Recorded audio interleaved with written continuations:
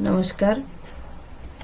এমকে মাধ্যমিক বিদ্যালয় কর্তৃক আয়োজিত আজকের এই অনলাইন ক্লাসে দশম শ্রেণীর শিক্ষার্থীদের সবাইকে জানাই স্বাগতম। শিক্ষক পরিচিতি। শিবানী দেবনাথ, সহকারী শিক্ষক, হিন্দু ধর্ম নৈতিক শিক্ষা, এমকে মাধ্যমিক বিদ্যালয়। পাঠ পরিচিতি।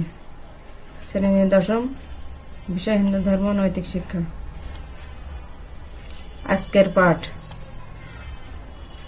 অষ্টম অধ্যায়, ধর্মীয় উপাখ্যান ও নৈতিক শিক্ষা। এই পাঠ শেষে শিক্ষার্থীরা যা জানতে পারবে: নৈতিক সাহস ধারণার ধর্মীয় ব্যাখ্যা করতে পারবে, সৎসাহসের দৃষ্টান্তমূলক উপাখ্যান বর্ণনা করতে পারবে, বর্ণিত উপাখ্যানের শিক্ষা ব্যাখ্যা করতে পারবে। সৎসাহসের ধারণা। সাহস কথাটির অর্থ ভয়শূন্যতা বা নির্ভীকতা। সৎ শব্দের অর্থ সত্য ও ন্যায়ের পথে চলা। সুতরাং সৎসাহস কথাটির সামগ্রিক অর্থ হল সত্য ও ন্যায়ের জন্য ভয় না পেয়ে অন্যায় অবিচারের বিরুদ্ধে রুখে দাঁড়ানো অথবা সত্য ও ন্যায় প্রতিষ্ঠায় নিজেকে উৎসর্গ করার নামই সৎসাহস। অন্য কথায়, নিজের জীবনের ঝুঁকি জেনেও দেশের মঙ্গলের জন্য বা অন্যের মঙ্গলের জন্য যে ব্যক্তি নিজের শক্তি দ্বারা যথাসাধ্য চেষ্টা করে বা সাহস প্রদর্শন করে তাকেই সৎসাহস বলে।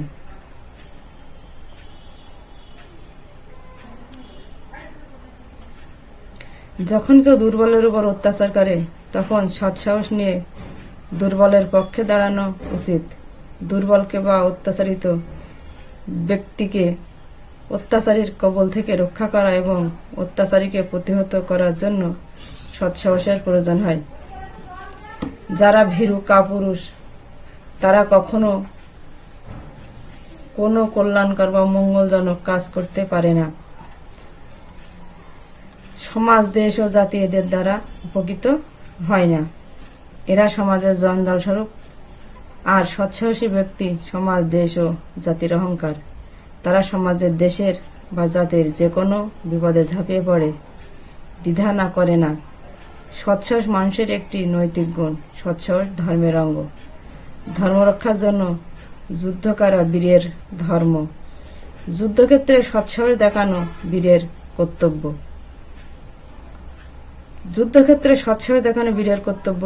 রামায়ণ, মহাভারত, পুরাণ প্রভৃতি ধর্মগ্রন্থে অনেক বীরের কাহিনী আছে যারা তাদের সৎসাহসের জন্য বিখ্যাত হয়ে আছেন। এমন একজন বালক, সৎসাহসী বালক তরণী সেন। এসো আমরা সবাই সৎসাহসী বালক তরণী সেনের উপাখ্যান জানব। ত্রেতা যুগের কথা। অযোধ্যা রাজা দশরথ, তার 3 রানী কৌশল্যা, কৈকেয়ী, সুমিত্রা। কৌশল্যার পুত্র রাম সকলের বড়, কৈকেয়ীর পুত্র ভরত, সুমিত্রার 2 পুত্র লক্ষ্মণ ও শত্রুঘ্ন। পুত্রদের মধ্যে রাম সকলের বড়। কৈকেয়ী চক্রান্তে রাম পিতৃসত্য পালন করতে 14 বছর বনে গমন করেন। তার সাথে স্ত্রী সীতা ও ভাই লক্ষ্মণ যান। বনবাসকালে রাক্ষস রাজা রাবণ সীতাকে হরণ করে লঙ্কায় এনে অশোক বনে বন্দী করে রাখেন। রাম সীতাকে উদ্ধার করতে সাগরের সেতু তৈরি করেন বানর বাহিনীর সাহায্যে। বানর বাহিনী সাগর পাড়ি দিয়ে লঙ্কা আক্রমণ করেন। রাবণের ভাই বিভীষণ রাবণকে অনুরোধ করেন রামের সাথে যুদ্ধ না করে সীতাকে ফিরিয়ে দিয়ে তার সঙ্গে সন্ধি করার জন্য। কিন্তু দুষ্টমতি লঙ্কাপতি বিভীষণের কথায় কান না দিয়ে তাকে অপমান করেন করে লঙ্কা থেকে তাড়িয়ে দেন। বিভীষণ রামের আশ্রয়ে চলে আসেন এবং রামের পক্ষে রাবণের বিরুদ্ধে যুদ্ধে যোগদান করেন। রাক্ষস বাহিনীর সাথে রাম লক্ষ্মণের ভীষণ যুদ্ধ হয়। যুদ্ধে রাক্ষস বাহিনীর বড় বড় বীর যোদ্ধারা সব প্রাণ ত্যাগ করে। রাবণের 1,00,000 পুত্র, 100,00,000 নাতি ছিল, সকলেই এ যুদ্ধে প্রাণ ত্যাগ করে। সোনার লঙ্কা পরিণত হয় মহাশ্মশানে। রাবণ বিমর্ষ হয়ে রাজসভায় বসে প্রমাদ গুনছেন। যুদ্ধ পরিচালনা করার জন্য এমন কেউ নেই যে যুদ্ধ করে লঙ্কাকে রক্ষা করেন। বিভীষণ লঙ্কাপুরী ত্যাগ করলেও তার স্ত্রী সরমা ও পুত্র তরণী সেন লঙ্কাপুরীতে অবস্থান করেন। তরণী সেন তখন 12 বর্ষীয় বালক। তরণী সেনের কাছে সংবাদ গেলে যুদ্ধে রাক্ষস বাহিনীর পরাজয়ের কথা, লঙ্কায় বীরদের আত্মত্যাগের কথা। সে তখন রাবণের দরবারে উপস্থিত হয়ে যুদ্ধযাত্রার অনুমতি প্রার্থনা করেন। রাবণ বালক তরণী সেনকে কোনো মতেই এ ভয়ঙ্কর যুদ্ধে যাওয়ার অনুমতি দিতে চাইলেন না, কিন্তু তরণী সেন রাবণকে রাজি করিয়ে যুদ্ধে যাত্রা করল। তরণী ছিল পিতা বিভীষণের মতোই ধার্মিক। সে তার রথের চূড়ায় রাম নাম খচিত পতাকায় শোভিত করল। নিজের সারা অঙ্গে রাম নাম লিখে রামাবলী গায়ে দিয়ে রথে উঠলেন যুদ্ধ করার জন্য। রথ ছুটে চলল যুদ্ধের ময়দানে। রাম তাকিয়ে দেখেন রাম নাম খচিত ধ্বজাধারী রথের উপর 12 বর্ষীয় বালক। যুদ্ধক্ষেত্রে উপস্থিত রাবণের এহেন বিবেচনা দেখে রাম বিস্মিত হলেন। তার গায়ে রাম নামের নামাবলী জড়ানো। তরণী যুদ্ধক্ষেত্রে এসে ধনুর্বাণ হাতে নিয়ে জয়রাম বলে ধ্বনি করে তীর নিক্ষেপ করতে শুরু করল। অনেক বানর সৈন্য হতাহত হল।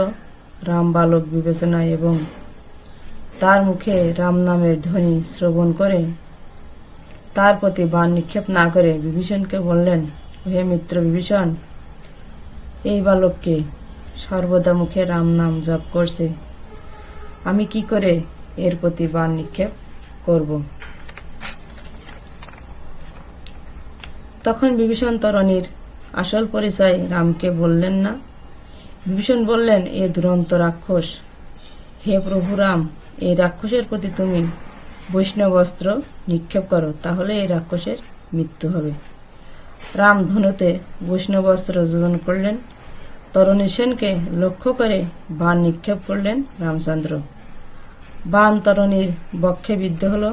তরণী জয়রাম জয়রাম বলে মাটিতে লুটিয়ে পড়ল। বিভীষণ তরণীর প্রাণহীন দেহ কোলে তুলে হা পুত্র তরণী সেন, হা পুত্র বলে কেঁদে উঠলেন। এতক্ষণে রাম বুঝতে পারলেন এ বীর বালক আর কেউ নাই, মিত্র বিভীষণের পুত্র তরণী সেন।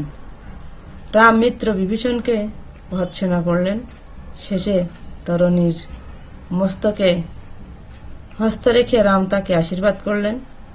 তরণী রাক্ষস দেহ পরিত্যাগ করে দিব্য দেহ ধারণ করে বৈকুণ্ঠে চলে গেলেন। উপাখ্যানের শিক্ষা: স্বাধীনতা রক্ষা করতে যার যতটুকু শক্তি আছে তা প্রয়োগ করা বা কাজে লাগানোর সৎসাহস থাকা বাঞ্ছনীয়। আমরা তরণী সেনের মতো সৎসাহসী হবে দেশের জন্য জীবন বিসর্জন দেব, কখনো পিছুপা হব না।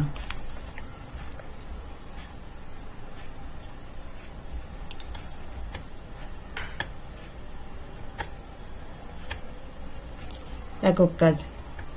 শিক্ষার্থী বন্ধুরা, আমরা এখন সবাই একটি একক কাজ করব। আমরা একক কাজটি খাতায় তুলে নাও। সৎসাহস সম্পর্কে 3টি বাক্য লেখো।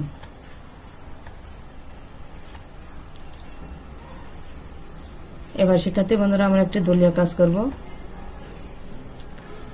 দলীয় কাজটি তোমরা সবাই খাতায় তুলে নাও। তরণী সেনের আদর্শ সম্পর্কে লেখো।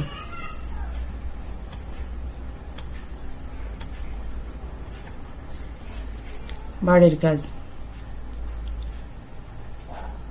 সৎসাহসী বালক তরণী সেন উপাখ্যানটি নিজের ভাষায় লেখো।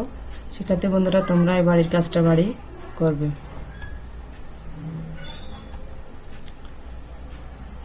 আজকে আমরা যতটুকু জানলাম তরুণী সেন সম্পর্কে, তোমরা বাসায় সবাই ভালো করে পড়াশোনা করবা।